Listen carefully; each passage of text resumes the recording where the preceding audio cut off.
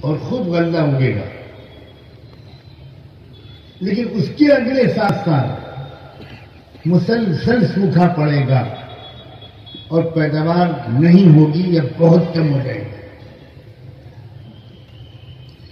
خواب کی تعبیر ہی نہیں بتائی بلکہ ایک مشورہ دیا اور یہ کہا کہ دیکھو میری طرف سے یہ مشورہ پہنچانا کہ غلے کو اس طرح سمجھداری کے ساتھ خرچ کریں کہ 7 سال کا غلہ 14 سال تک کام آ جائے گا۔ اور اس کی ترکیب بتاتا ہوں، اس کی ترکیب یہ ہے کہ گیہوں کے دانے کو بالیوں سے نکالنا اتنا ہی جتنا کہ سال بھر ملک کی ضرورت کے لیے ضرورت ہو، کیونکہ دانہ اگر بالی سے باہر آ جائے گا تو تھوڑے دن رکھنے کے بعد اس میں کیڑے پڑ جائیں گے۔ اس لیے حساب لگا کر سال بھر کی ضرورت کا جو غلہ ہے اس کو بالیوں سے نکالا جائے، باقی حفاظت سے رکھ دیا جائے، پھر اگلے سال استعمال کیا جائے۔ جو نئی پیداوار آئے گی اس کو رکھ دیا جائے، جتنی بھی آئے، یہاں تک کہ اس ترتیب پر 7 سال کا غلہ 14 سال تک پورا ہو جائے گا۔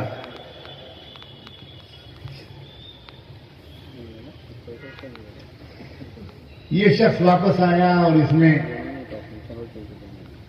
بادشاہ سلامت کو خواب کی تعبیر سنا دی، اور خواب کی تعبیر ہی نہیں سنائی، کہا انہوں نے وارننگ بھی دی ہے، آگاہی بھی دی ہے کہ ملک ایک بڑے کرائسس میں پھنسنے والا ہے۔ 7 سال کا غلہ اگر 14 سال تک نہ چلایا گیا تو ہزاروں لوگ بھوکے مریں گے، مہنگائی بڑھے گی، جرائم بڑھیں گے، کرائمس بڑھیں گے، یہ ہوگا اور وہ ہوگا۔ اور اگر میرے مشورے پر عمل کیا گیا تو یہ 7 سال کا غلہ 14 سال تک کافی ہو جائے۔ بادشاہ نے سنا تو بادشاہ تعجب میں ڈوب گیا۔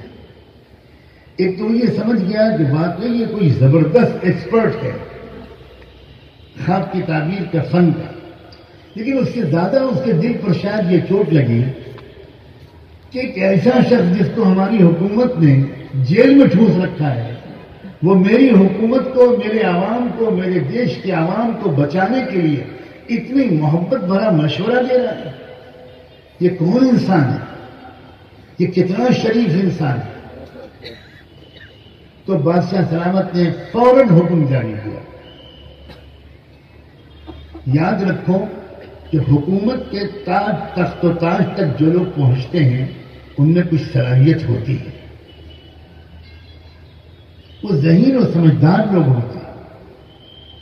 وہ فوراً سمجھ گیا بادشاہ کہ بھئی یہ تو کوئی ہیرا ہے، یہ کون شخص ہے اتنا بڑا عالم اور گیانی، اتنا محبت کرنے والا اور خیر خواہ۔ بادشاہ نے حکم دیا کہ مجھے اپنے پاور کو استعمال کر کے میں ارجنٹلی رہا کرنے کا حکم دیتا ہوں، اس کو جیل سے فوراً نکالا جائے اور میرے پاس لایا۔ اب سرکاری آفیشلز پہنچے، سرکار کا آرڈر لے کر، ہیڈ آف دا اسٹیٹ کا حکم لے کر کہ امیڈیٹلی جیل سے اس کو ریلیز کیا گیا۔ یوسف علیہ السلام کے پاس افسران پہنچے اور کہا مبارک ہو، آپ کی رہائی کا حکم ہے، ہم آپ کو لینے آئے ہیں۔ پھر ایک بار اس شخص کا کیریکٹر سامنے آیا، اس نے کہا کہ نہیں، میں اس طرح باہر جیل سے نہیں نکلوں گا۔ مجھ پر ایک الزام لگا تھا 8-9 سال پہلے، جب تک اس الزام کا انویسٹیگیشن نہیں ہوگا، تحقیق نہیں ہوگی اور سچائی سامنے نہیں آئے گی، تب تک میں جیل سے باہر نہیں نکلوں گا۔ انکار کر دیا انہوں نے، اور پھر وہ واپس آئے افسران، اور انہوں نے بڑی حیرت کے ساتھ بادشاہ سلامت سے کہا کہ وہ تو عجیب آدمی ہے، اس نے تو جیل سے رہا ہونے سے انکار کر دیا، اور اس نے تو یہ کہا ہے کہ میں جب تک میرے معاملے کی تحقیق نہیں ہوگی میں اس طرح باہر نہیں ہوں۔ میں پھر توجہ دلاتا ہوں آپ کو کہ ایک بار پھر بادشاہ سلامت بادشاہ نے محسوس کیا ہوگا کہ بھئی یہ تو کوئی جینیس انسان ہے، یہ غیر معمولی ایکسٹرا آرڈینری آدمی ہے. کمال ہے, جیل سے رہا کرنے کا میں حکم بھیج رہا ہوں اور وہ انکار کر رہا. تو بادشاہ سلامت سمجھ گیا کہ اب مجھے اس کے کیس کی ارجنٹ ہیئرنگ خود کرنی پڑے گی. اب اپنے دیش کے عدالتوں کے حوالے نہیں کر سکتا. آج وکیل صاحب نہیں آئے, آج پیشکار صاحب نہیں آئے, آج وکیل صاحب کے بیوی کے بھانجے کے سالے کی شادی تھی, آج جج صاحب کے داماد کی بہو کے بیٹے کا عقیقہ تھا. یہ ہو رہا ہے ہمارے ملک کے عدالتوں میں. پولیس کے ہمارے بھائی بھی روزانہ دوڑتے ہیں اور جن کا کیس چلتا ہے وہ بھی دوڑتے ہیں, ہوتا کچھ نہیں. تو بادشاہ سمجھ گیا اس طرح نہیں چلے گا. چنانچہ بادشاہ نے کہا کہ یہ کیس میں خود سنوں گا, اور اپنے محل میں اس نے فوراً عدالت سجا لی اور کیس کی سب پارٹیز کو پورے ریکارڈ کے ساتھ طلب کر لیا. عدالت لگ گئی. اب بیان لینے شروع کیے بادشاہ نے. سب سے پہلے اس نے وہ جو شہر کی بیگمات تھیں, سول سوسائٹی کے لیڈیز, بڑی خطرناک مخلوق ہے. اگر آپ کو شہر میں کوئی خبر پھیلانی ہو تو عورتوں سے کہہ دیجیے کہ دیکھو میں تم سے کہہ رہا ہوں, کسی اور سے مت کہہ. انشاءاللہ سوشل میڈیا بھی فیل ہو جائے. مغرب میں پھیلاؤ گے, عشاء تک خبر پھیل جائے. تو سب سے پہلے بادشاہ نے سول سوسائٹی کی تمام بیگمات, جنہوں نے پورے شہر اور علاقے میں پروپیگنڈا کیا تھا یوسف کے خلاف, جس کی وجہ سے وہ تماشا ہوا تھا, ان بیگمات کو کھڑا کیا کٹہرے میں. اور بادشاہ نے کہا کہ اب تم اپنا بیان دو, سچائی کیا ہے. بادشاہ کے تیور دیکھ رہی تھی وہ عورتیں, سمجھ گئی کہ اب اگر ہم جھوٹ بولے تو خیریت نہیں. لہذا ان سب عورتوں نے گواہی دی کہ ہم نے جو کچھ کہا تھا وہ بالکل. ایسی ہائی لیول کی ٹریننگ ہے. اب جب یہ ٹریننگ کورس پورا ہونے لگا خدا کی نظر میں, تو اب ایک دوسرے کورس کی ضرورت پڑی کہ یہ تو ابھی کئی سال جو اس نے محل میں گزارے وزیر اعظم کے, یہ تو اس نے آسمانی دنیا میں گزارے, اور سدھار لانا ہے زمینی دنیا میں. تو سماج کی اصل حقیقت ہے کیا؟ سماج میں کتنے کرمنلز, کتنے شرابی, کتنے جواری, کتنے قاتل, کتنے مرڈرر, کتنے لٹیرے, کتنی بہنوں بیٹیوں کی عزتوں کو لوٹنے والے, کتنے ریپ کرنے والے, کتنے کرائمز کرنے والے لوگ موجود ہیں, کتنا جھوٹ بولنے والے لوگ موجود ہیں. سماج کو اچھی طرح دیکھنے اور پہچاننے کے لیے اب پھر خدا کا فیصلہ ہوا کہ ایک نئے اسکول میں داخلہ دلائے گا, اور اس اسکول کا نام خوشخبری ہے کہ جیل, جس سے آپ لوگ بہت ڈر رہے ہیں. ہو سکتا ہے کہ آپ میں سے بہت سو کے ایڈمیشن آنے والے دنوں میں اس اسکول میں ہوں. کہیں آمین. کوئی نہیں کہہ رہا. اتنے سمجھدار ہیں آپ رانگے والے لوگ, سورت والے. میں سوچ رہا تھا بھولے سے کہہ دیں گے ہمیں, اور ایک بار کہہ دیں گے تو قبول ہو جائے گا. وہ ایک صاحب حج کرنے گئے اور وہاں انہوں نے تاریخ میں مدینے میں دفن ہونے کے فضائل سنے, تو بہت رو رو کے دعا کی کہ اللہ مدینے کی موت نصیب فرما, اللہ مدینے کی موت نصیب فرما. شام کو آیا بخار کپ کپی والا, تو آس پاس جو ان کے حاجی تھے وہ آئے مبارکباد دینے کا, صاحب لگتا ہے آپ کی دعا قبول ہو, رش آتا ہے آپ پر, مبارک جگہ مبارک گھڑی, دعا قبول ہو گئی. تو وہ بہت پریشان ہوئے, کہنے لگے یار اللہ میاں سے یہ تھوڑی کہا تھا کہ اسی عمرے میں آ جائے, ابھی میری 2 بیٹیوں کی شادی باقی ہے, ایسا کریں اس کو ذرا ڈیلے کرا دیں, اللہ میاں سے اتنا کہہ دے بس 30-40 سال اور اس کے بعد پھر مدینہ بلا کے پھر تو کبھی کبھی آمین ایسے بھی قبول ہو جائے. اور آپ ہیں سمجھدار لوگ، آپ نے کافی نہیں.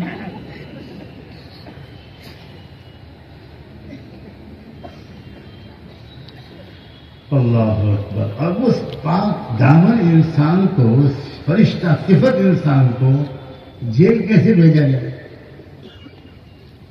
اور جیل جائے بغیر ملک کے سماج کا اصلی نقشہ یوسف کے سامنے نہیں آ سکتا تھا.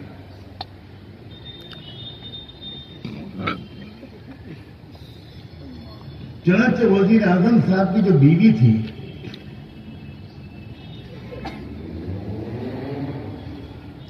جب جنون سوار ہو گیا کہ ان کا دل آ گیا اپنے اس نوکر پر اور وہ دیوانی ہو گئی اور تڑپنے لگی اس خواہش میں کہ کسی طرح ایک بار یہ نوجوان میرا خوبصورت سا نوکر یہ میرے ساتھ میرے بستر پر سو جائے. کیا کیا جتن کی اس نے.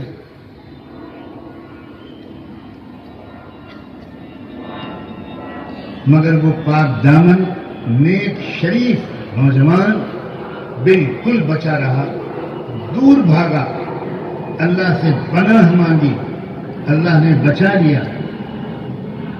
اور ایک عجیب و غریب طریقے سے فوراً ہی یہ بات کھل بھی گئی کہ اس کا کوئی غلطی نہیں تھی، ساری حرکت بیگم صاحب نے کی.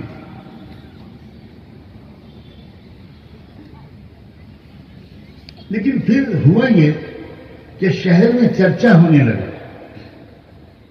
اور چرچا یہ ہونے لگا کہ کیسی بیوقوف ہے ہماری وزیر اعظم کی بیوی. بابا میرے اس بیان میں سے اتنے جملے کو کلپ بنا کر الگ نہ کر دینا، ورنہ ہمارے وزیر اعظم کی بدنامی ہوگی. بڑے اونچے آدمی ہیں. میں تو ہزاروں سال پرانے وزیر اعظم کی بات کر رہا ہوں بھائی. وہ لوگ کلپ بنا دیتے ہیں اور کہاں سے کہاں پر پہنچ جاتے ہیں. وہ تو انٹرنیشنل شخصیت ہے.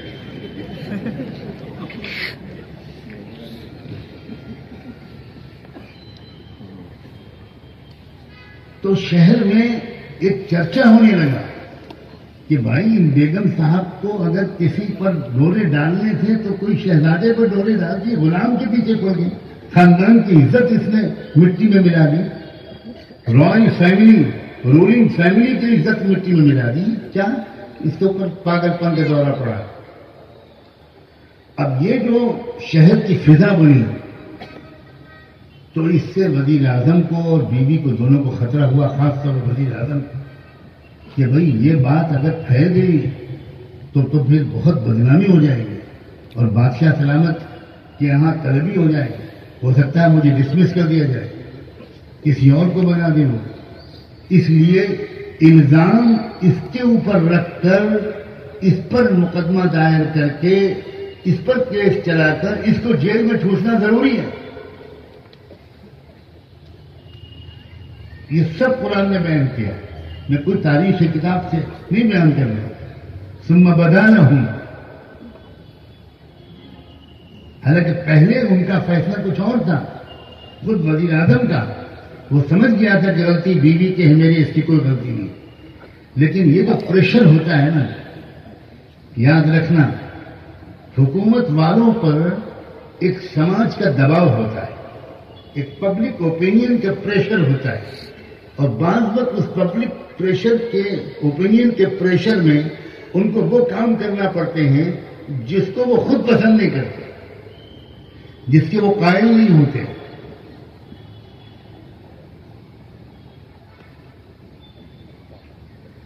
چنانچہ حکم ہو گیا، کیس چل گیا، کیس اور ان کو جیل میں ڈال دیا.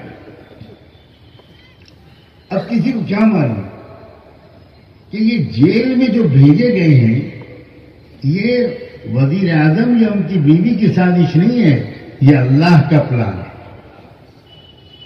میرے اشارے کو سمجھ رہے ہو؟ آج میں تشکیل کرنے آیا ہوں. کہاں کی؟ بہت جلدی مجمع کم ہوگا. میں 3 دن چلے اور 4 مہینے کی تشکیل کرنے نہیں آیا, میں جیل کی تشکیل کرنے آیا. آج فضائل جیل پر بیان کرا.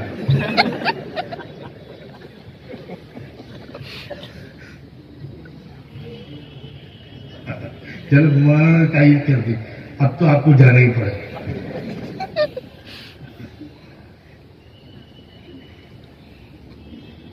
اللہ آپ سب کو ہنستا کھیلتا رکھے. میں بہت ہی اہم بات آپ سے عرض کر رہا ہوں, سمجھنے کی کوشش کریں.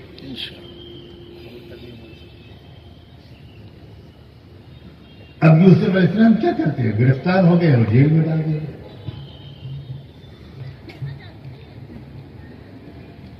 وَدَخَلَ مَعَهُ السِّجْنَ فَتَيَانِ. دیکھو پلاننگ اللہ تعالیٰ, کیا اللہ تعالیٰ کی پلاننگ اور منصوبہ ہوتا ہے. آج کل کی میڈیا کی سب سے بڑی مصیبت یہ ہے کہ روزانہ آپ جو میڈیا سنتے, دیکھتے, پڑھتے ہو, اس سے آپ کا ذہن اللہ کے منصوبے کی طرف منتقل ہو ہی نہیں. آر ایس ایس یہ چاہتا ہے, بی جے پی یہ چاہتی ہے, سرکار یہ چاہتی ہے, فلاں پارٹی یہ چاہتی ہے.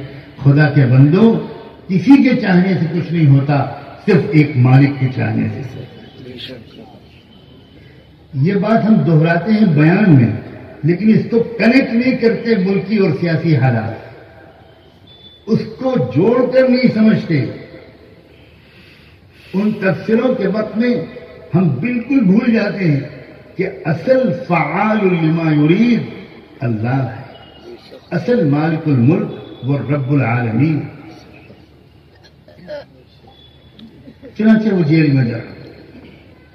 اب ایک اچھا انسان جب جیل میں جائے گا تو وہاں بھی وہ اچھا ہی انسان رہے, بلکہ وہاں چونکہ عام طور پر اچھے انسان نہیں ہوتے, تھوڑے بگڑے ہوئے انسان ہوتے ہیں, لیکن جیل میں جانے کے بعد دل نرم ہو جاتے ہیں.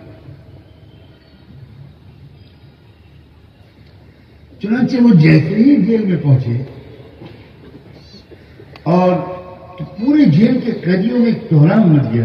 چند دن کے اندر تمام جیل کے قیدیوں میں یہ احساس ہوا کہ یہ تو کوئی دیوتا ہے, یہ تو کوئی بہت ہی اچھا انسان ہے, یہ کیسے آ گیا یہاں جیل میں. اس جیل کے اس نئے قیدی کا 24 گھنٹے کا ٹائم ٹیبل بتاؤں میں آپ کو کہ وہ رات کے اکثر حصے میں اپنے مالک کی عبادت اور دعا میں لگے رہتے تھے, اور دن کے اکثر حصے میں جیل کے قیدیوں کی سیوا اور خدمت کرتے تھے. بہت تفصیل سے کتابوں میں تفصیلات آئی ہیں کہ کوئی بیمار جیل میں ہوتا تھا تو سب سے پہلے یہی قیدی یوسف اس بیمار ساتھی کو دیکھنے پہنچتے اور اس کے لیے کوئی دوا کا انتظام کرتے تھے. یوسف علیہ السلام کو بھی دواؤں کی جانکاری تھی. یہاں تک تفصیل آئی ہے, تفسیر ابن کثیر اور بڑی بڑی تفسیروں میں, کہ وہ یوسف نے جیلر سے اجازت چاہی, جو جیل کے سپرنٹینڈنٹ تھا اس سے اجازت چاہی کہ کچھ دوائیں بنانا چاہتا ہوں. تو جیلر اتنا متاثر تھا, اتنا متاثر ہوا اس انسان کے اخلاق سے, اس کی شرافت اور انسانیت سے, کہ اس نے یہ کہا کہ آپ اجازت مجھ سے لینا ہی بند کر دیں. پورے جیل کا نظام چلانے کی ذمہ داری اور اختیار میں آپ کو دیتا ہوں. پورا نظام آپ چلاؤ, کھانا کتنے بجے تقسیم ہوگا, کیا کس وقت گنتی ہوگی, جو جیل کے قاعدے ہوتے ہیں, اب آپ چلاؤ. آپ آ گئے ہو, مجھے بہت بھروسہ ہے, کہیں پر کوئی مسئلہ ہو تو مجھ سے پوچھ لیا کرو, باقی آپ چلاؤ. پوری جیل کے قیدیوں کے وہ محبوب ہو گئے. لوگ عام طور پر جیل کے اندر دل جو نرم ہوتے ہیں تو ان کو اپنی زندگی کے بدلنے کا ارادہ ان کے اندر جاگ جاتا ہے, آسان ہو جاتا ہے. چنانچہ دیکھتے ہی دیکھتے وہ لوگ جو بیچارے کچھ غلطیاں کر کے, جرم کر کے جیل گئے تھے, وہ بھلے انسان بننے لگے.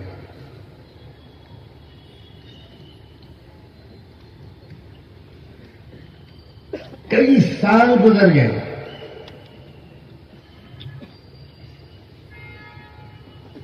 جو لوگ اونچے اونچے محلات میں رہتے ہیں، سماج سے دور رہتے ہیں، سماج سے کٹے رہتے ہیں، آئسولیٹڈ رہتے ہیں، وہ سماج کو سدھار نہیں سکتے. سماج کو سدھار وہ لوگ سکتے ہیں جو زمین پر رہتے ہیں، جو بالکل ہر ایک، چاہے وہ کسان ہو، چاہے مزدور ہو، چاہے وہ شرابی ہو، چاہے وہ جواری ہو، وہ کسی کو نفرت کی نظر سے نہیں دیکھتے.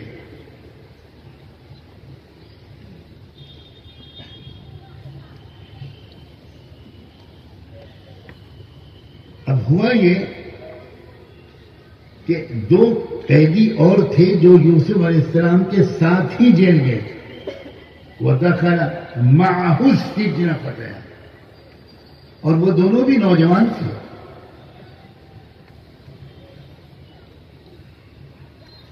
ایک وقت آیا کہ ان دونوں نے خواب دیکھے،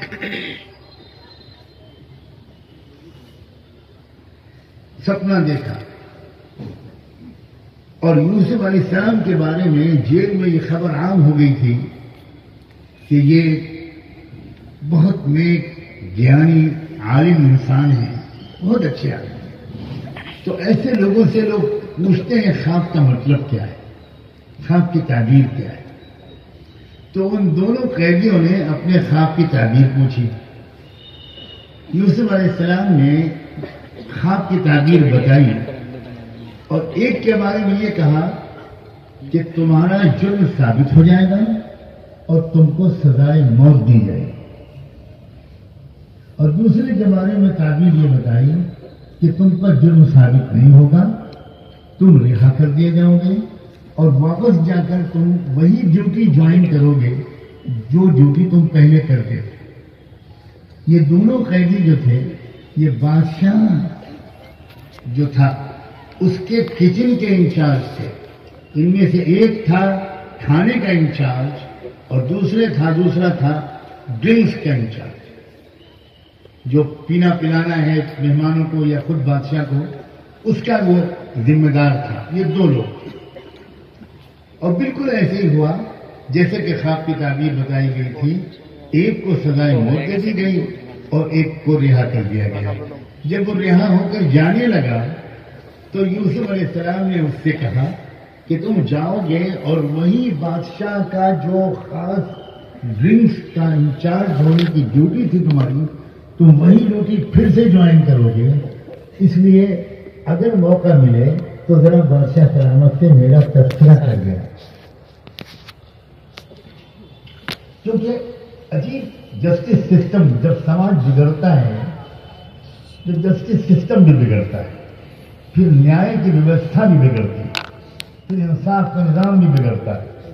20 سال بیچارے لوگ پڑے رہتے ہیں، کوئی ان کا مقدمہ ہی نہیں چلتا، تاریخ پہ تاریخ پڑھتی رہتی ہے. جوانی میں داخل ہوتا ہے جیل میں آدمی، بوڑھا ہو کے نکلتا ہے. اور یہی حالت ہوتی ہے اس پورے ہر سماج میں جہاں پر بگاڑ آ جائے، وہاں بھی یہی ہے. اب وہ بیچارہ گیا، ڈیوٹی نے جوائن کی، اور چونکہ ابھی وقت نہیں آیا تھا یوسف علیہ السلام کی رہائی کا اللہ کے پلان کے مطابق، تو وہ بیچارہ بھول گیا، اس کی یاد ہی نہیں رہا. اب جب وہ ٹریننگ، وہ تربیت جس کے لیے انسانوں کے شفیق پروردگار نے اپنی پلاننگ کے مطابق یوسف کو جیل بھیجا، بظاہر تو بھیجا وزیر اعظم نے، اس کی بیوی نے، لیکن اصل میں فیصلے کہاں سے ہوتے ہیں، اس بات کو میں بار بار یاد دلانا چاہتا ہوں. ہم اپنے تبلیغی بیان میں چلا کر کہتے ہیں کہ کرنے والی ذات اللہ کی ہے، لیکن اس بات کو اپنے حالات پر، اپنے ذاتی حالات پر، قومی حالات پر، ملکی حالات پر اس سے کنیکٹ نہیں کرتے. اسی لیے کبھی گھبراتے ہیں، کبھی غصے میں آتے ہیں، کبھی جلدی کرتے ہیں، کبھی خوفزدہ ہو جاتے ہیں، کبھی نفرت کے جواب نفرت سے دینے لگتے ہیں. ہماری سمجھ میں گہرائی پیدا ہونے کی ضرورت.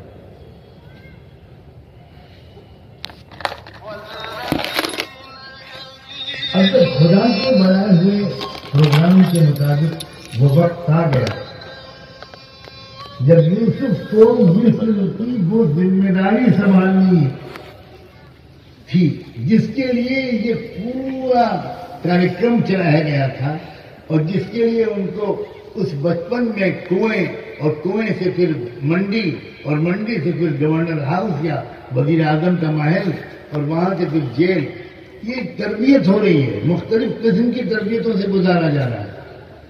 تربیت بیان سن کر کبھی نہیں ہو سکتی، تربیت مختلف قسم کے حالات سے گزر کر. ہماری تربیت اس لیے نہیں ہو رہی کہ ہماری تربیت ہم چاہتے ہیں صرف بیانوں سے ہو جائے، اور بیان وہ بھی اہل گجرات کا بیان کا ذوق. اگر کسی بزرگ کا جنازہ بھی جا رہا ہوگا تو گجرات والے کہیں گے حضرت جی قبر میں اترنے سے پہلے ایک بیان کرو، اور تم 900 سال تک بیان سنتے رہو. رب کعبہ کی قسم تربیت نہیں ہو. تربیت حالات سے گزر کر ہوتی ہے. شکر کے حالات سے گزرتے ہیں تو شکر کی تربیت ہوتی ہے. صبر کے حالات سے گزرتے ہیں تو صبر کی تربیت ہوتی ہے. توکل کے حالات سے گزرتے ہیں تو توکل کی تربیت ہوتی ہے. حالات سے گزرنا لازمی ہے. آج کے زمانے میں جو اصلاح نہیں ہو پا رہے، مجھے یہ کہنے میں کوئی ہچکچاہٹ نہیں ہے کہ نہ خانقاہ میں اصلاح ہو پا رہی، نہ کہیں اور مکمل اور حقیقی اصلاح ہو پا رہی. اس کی اصل وجہ یہ ہے کہ اصلاح حالات سے گزرے بغیر کبھی نہیں ہوتی. کبھی غم کے حالات، کبھی خوشی کے حالات، کبھی کامیابی کا حال، کبھی ناکامی کا صدمہ، کبھی غصے کی کیفیت، کبھی مایوسی کی کیفیت. انہی حالات میں تربیت کرنے والا جو ہدایت دیتا ہے اس ہدایت پر عمل کرنے سے تربیت ہوتی ہے. حالات الگ ہوں اور تربیتی ملفوظات الگ ہوں، ہرگز تربیت نہیں.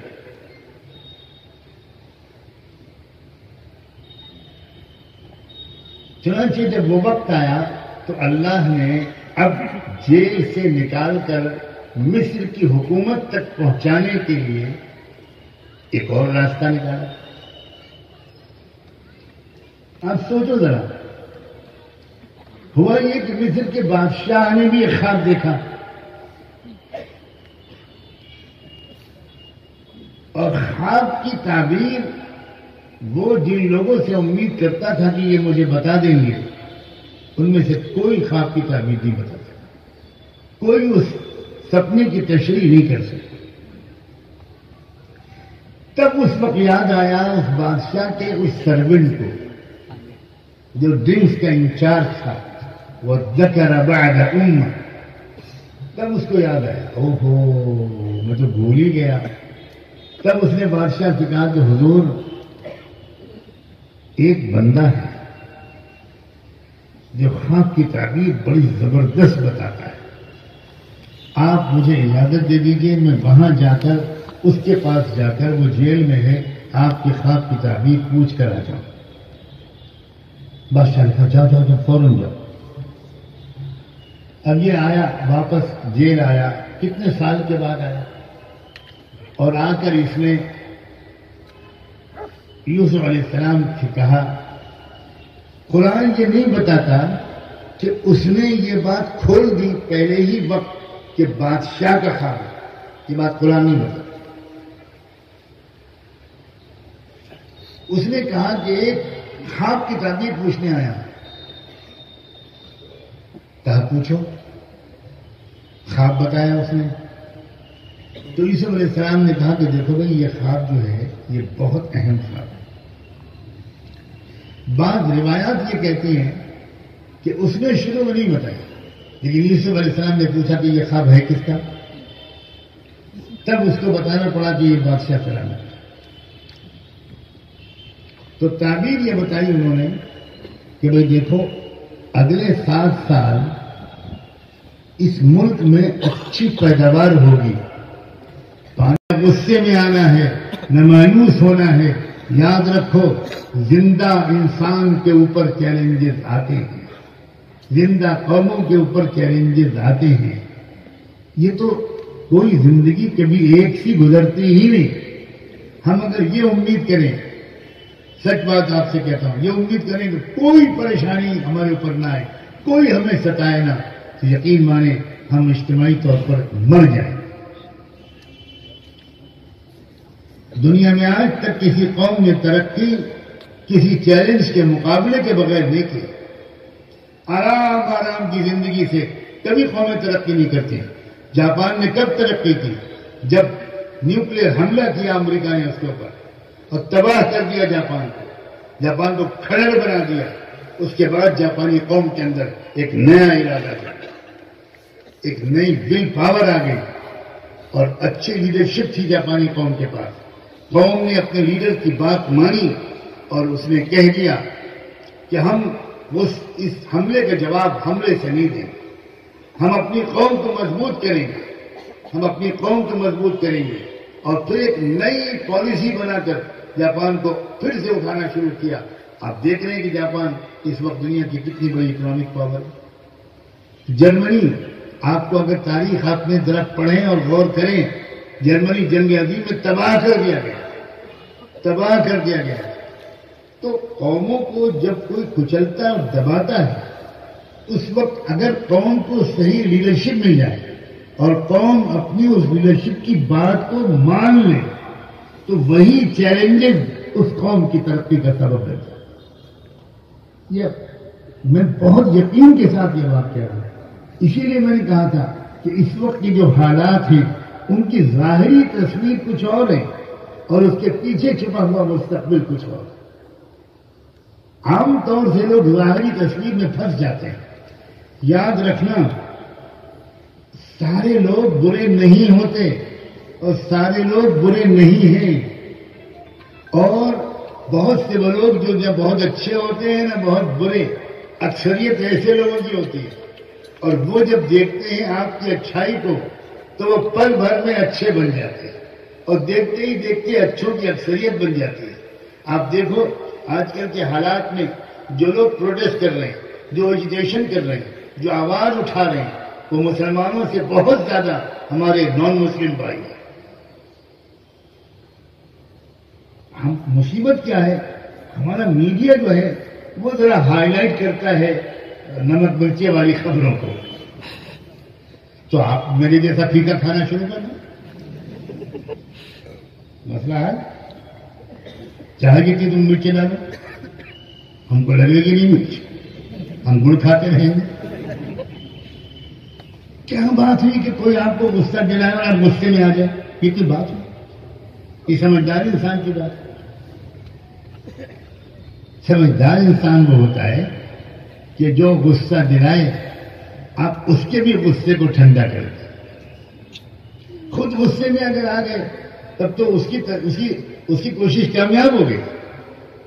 اور یاد رکھنا, کہتے ہیں کہ مسلمان بچارے مائنورٹی ہیں, اقلیت میں ہیں, کچھ کر نہیں سکتے.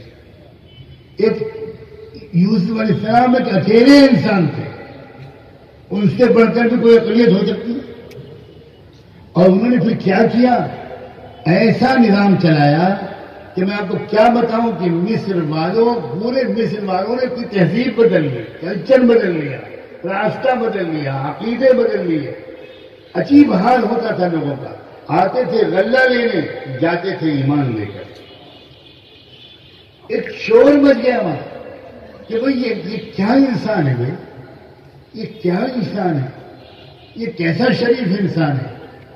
جب سماج بہت بگڑ جائے اس وقت سماج کو سدھارنا سب سے زیادہ آسان ہوتا ہے. میری بات سمجھے, جب سماج میں بگاڑ زیادہ آ جائے تو اس وقت سماج کو سدھارنا زیادہ آسان ہوتا ہے. اندھیرا جب چھا جائے تو ایک موم بتی جلا دو گے تب بھی روشنی ہو جائے گی. اور یہ بڑے بڑے بلب جل رہے ہیں, ان کے سامنے آپ مرکری جلا دو گے تب بھی کوئی فرق نہیں پڑے گا. تو اندھیرے کے پھیلنے سے گھبرانا چاہیے یا اندھیرے کے پھیلنے سے اور پر امید ہونا چاہیے؟ اگر ہمارے دیش میں کرپشن پھیل رہا ہے تو بھائی یہ موقع ہے یہ دکھانے کا کہ اسی دیش کے رہنے والے کچھ لوگ وہ بھی ہیں جو کرپٹ نہیں ہے، جو بے ایمان نہیں ہے، جو جھوٹ نہیں بولتے، جو ظلم نہیں کرتے، جو معاف نہ کرنے والی چیزوں کو بھی معاف کر دیتے ہیں۔ میں کیا عرض کروں، میں نے اپنے گھر میں کیا ماحول پایا، کیا تربیت پائی تھی، کیا زندگی تھی وہ، میرے والد ماجد کے اخلاق کیا تھے اور انہوں نے ہم بھائی بہنوں کو کیا سکھایا۔ ہم لکھنؤ کے رہنے والے لوگ ہیں، ہمارا حضرت والد صاحب 73 میں جس مکان میں وہ رہتے تھے اس مکان کو چھوڑ کر کسی دوسرے مکان میں ہم بچوں کو لے کر وہ شفٹ ہو گئے۔ اس مکان کے 4 پڑوسی تھے، 3 مسلمان تھے اور ایک ہمارے بنگالی ہندو فیملی تھی۔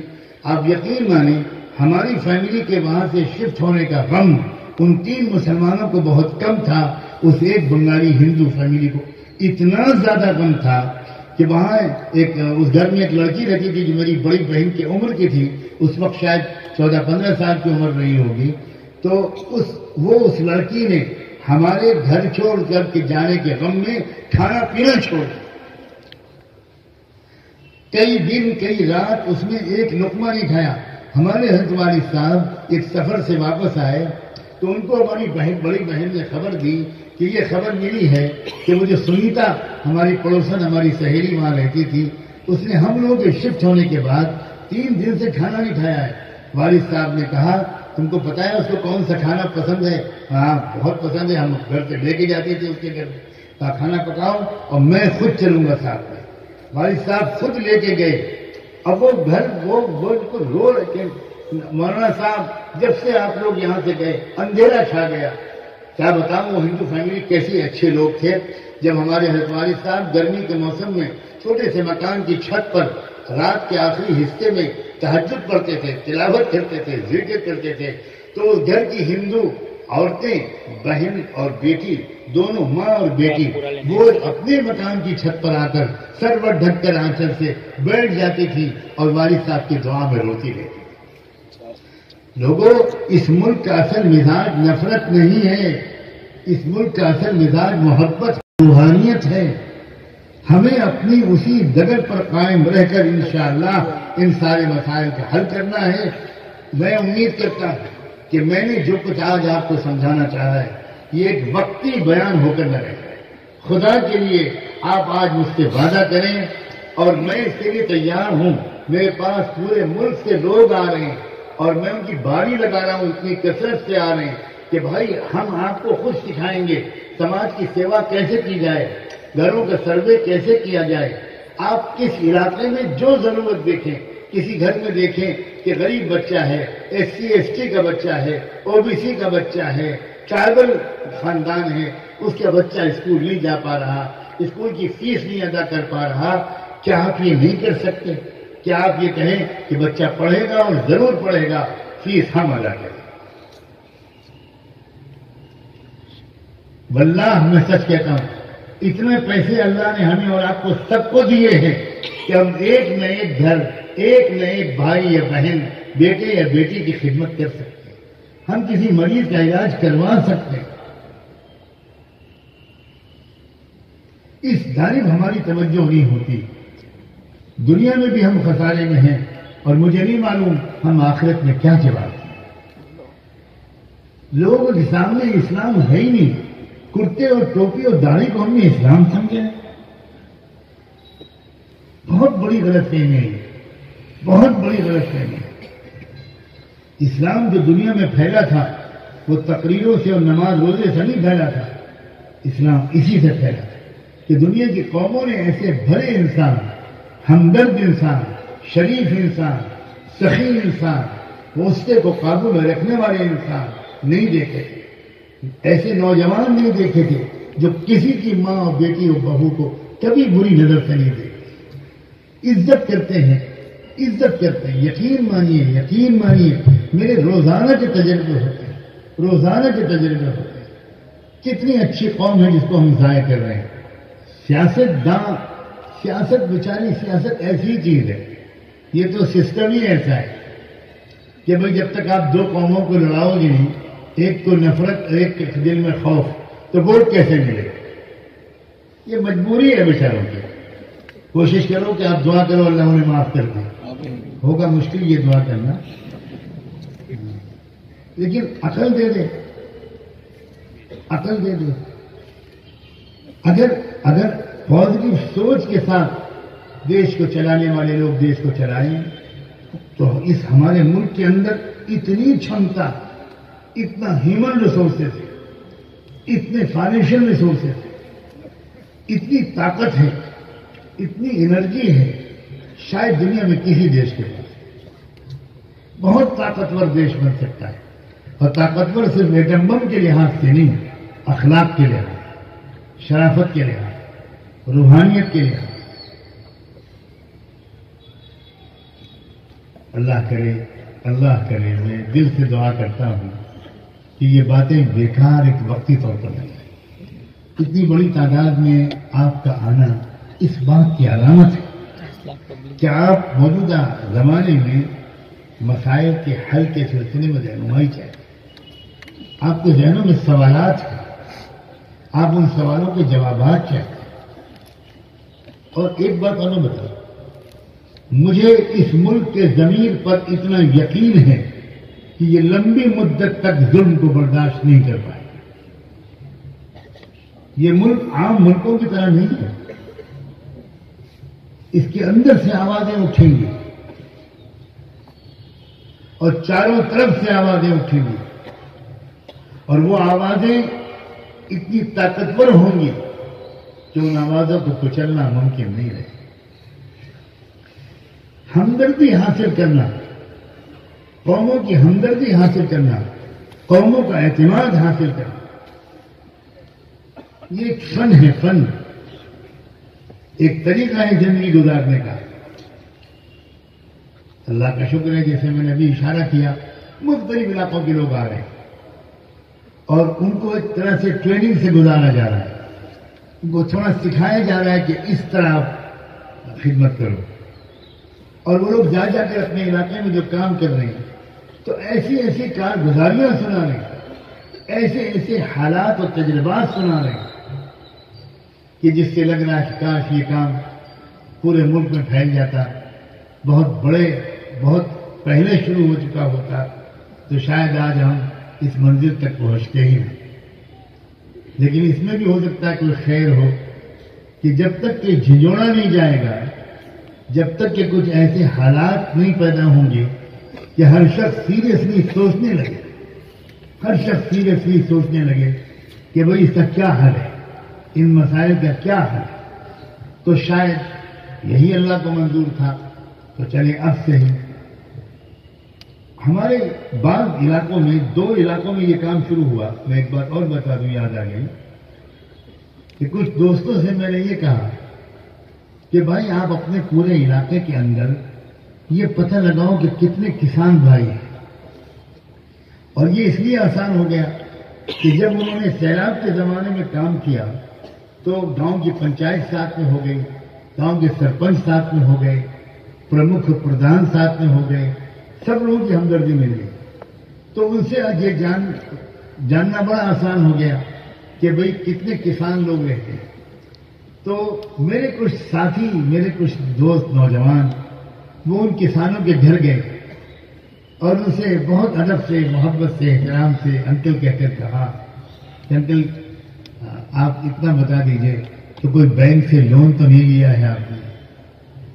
کیونکہ جو یہ آتم ہتیا ہو رہی ہے، یہ جو اتنی بڑے پیمانے پر خودکشیاں کر رہے ہیں کسان، وہ اسی لیے کر رہے ہیں کہ وہ بینک سے لون لیتے ہیں، لیکن اس لون لینے کے بعد ان کو کھاد بھی مہنگی ملتی ہے، بیج بھی مہنگی ملتی ہے، بارش بھی وقت پر نہیں ہوتی، فصل بھی برباد ہو جاتی ہے، اور وہ لون تو ادا کیا کر پاتے، لون پر جو انٹرسٹ منی ہے وہی ادا نہیں کرتے. اور اسی لیے مجبور ہو کر جب بینک ان کے پیچھے پڑتا ہے اور پولیس اسٹیشن سے ان کے پاس نوٹس آتا ہے تو پھر وہ بیچارے آتم ہتیا کر لیں، خودکشی کر لیں. تو ہمارے چند احباب بعض کسانوں کے پاس گئے اور ان سے جا کر بہت احترام سے پوچھا تو انہوں نے کہا کہ ہاں لون تو ہے، بہت بڑا لون ہے. تو بہت کچھ ان سے جب کہا تو اس نے عجیب جواب دیا. اس نے گھر کے اندر سے اپنی بیٹی کو آواز دے کے پکارا اور کہا کہ بیٹا میری ایک بیٹی یہ ہے، اس کی شادی کے انتظار میں ہوں میں، بس اتنے مہینے کے بعد شاید اس کی شادی ہو جائے گی. اس کی شادی کے بعد مجھے آتم ہتیا تو کرنی ہی کرنی، کوئی راستہ نہیں. تو ہمارے ساتھیوں اور نوجوانوں نے ان سے کہا کہ بس انکل ہم اسی لیے آئے ہیں، یہ گاؤں کے لوگ بھی آپ کے ساتھ ہمارے ساتھ آئے ہیں.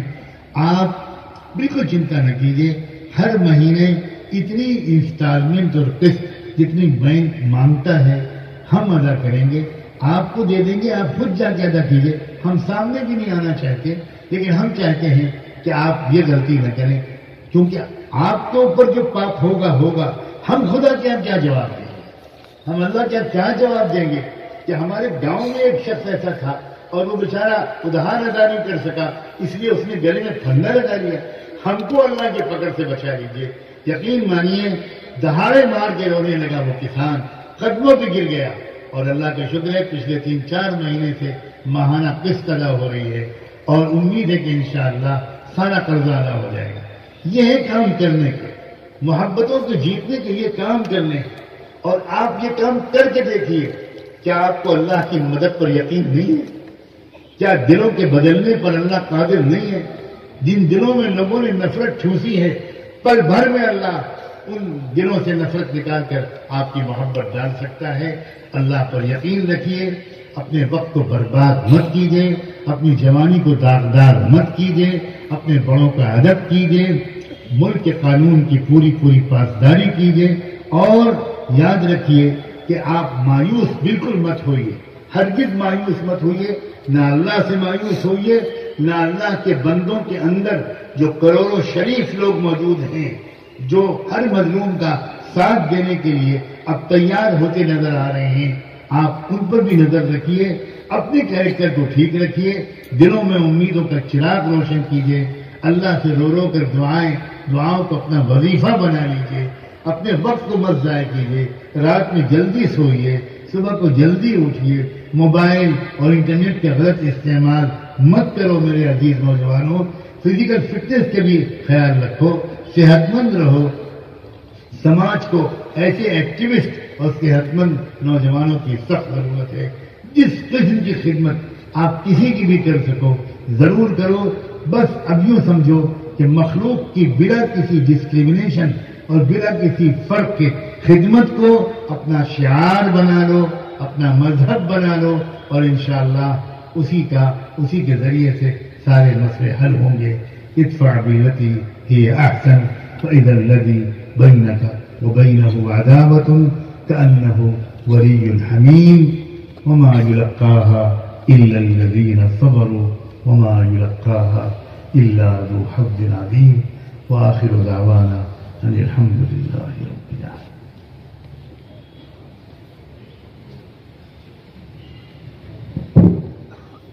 حضرت والا کا پرمغز خطاب ہم اپنے دل کی گہرائیوں میں لے کر اور عمل کی نیت سے نکلے.